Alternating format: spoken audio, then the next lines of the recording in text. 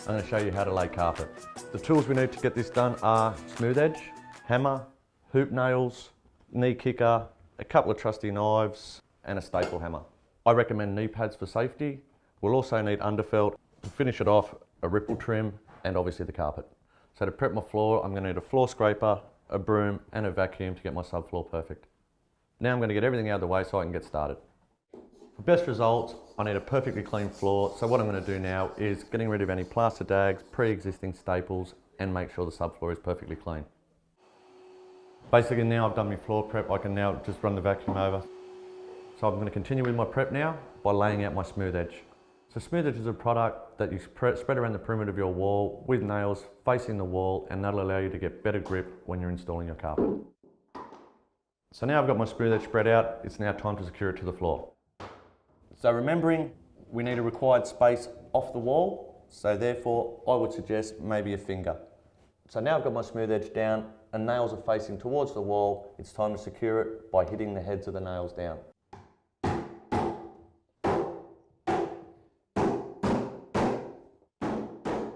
So now I've got my smooth edge down, I'm going to secure it with some more hoop nails. You can use a single stick of smooth edge, but for my preference, for maximum grip, I like to double up and use 2 pieces of smooth edge. To do that, I recommend you cut one stick in half first. And that'll allow you to stagger your joints for maximum strength in your smooth edge. Then, come back with another full stick.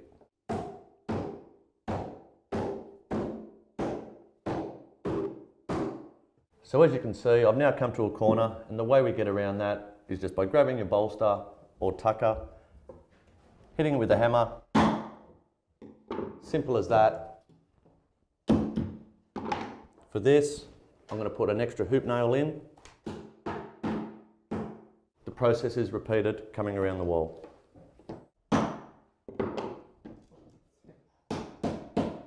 Remembering to re-secure your smooth edge with additional hoop nails.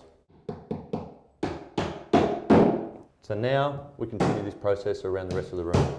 So now I've finished my smooth edge, and as you can see I've doubled it up all around the room, all but around the door jambs, as you don't need as much stretch to be held around your door jambs. So now it's time to roll out my underfelt and cut it to size. When rolling out your underfelt, it's best to work from one wall across to the other. I'm now going to slide it into position. Make sure that your edge of your underfelt is hard up against your smooth edge.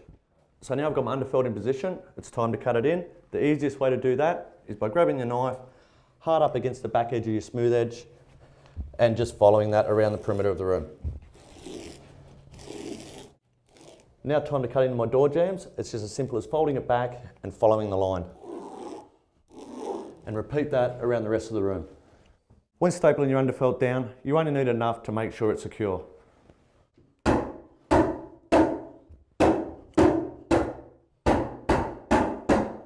Now I'm going to roll out my second roll of underfelt.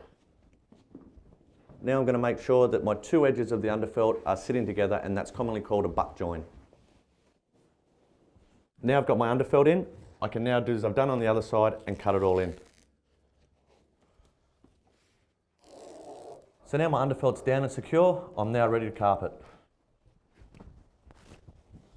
So I'm going to bring it in, roll it out, square it up, and it's most important that when you roll your carpet out that you're actually walking into the pole so the pole's brushed up.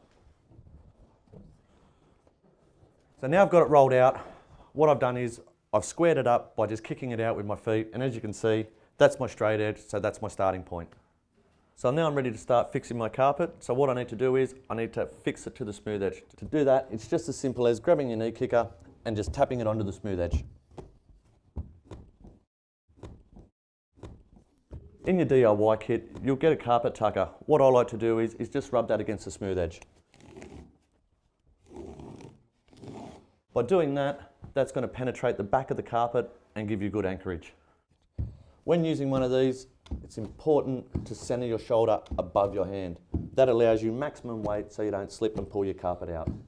So as you can see, I've come down about 1/4 of the way of the room. Now what I need to do is take the stretch down to the other side of the room. The reason I'm starting here is because it's basically the same point where I finished on the opposite wall, and I want to work to a corner. You never work down a wall, you always work towards a corner.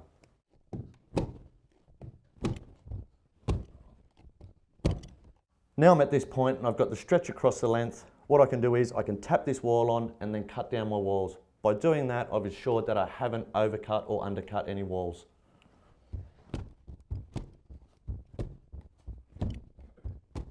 Now I can start cutting down my carpet. Remember, when using a utility knife, always wear gloves. Now I'm ready to tap the rest of the wall on.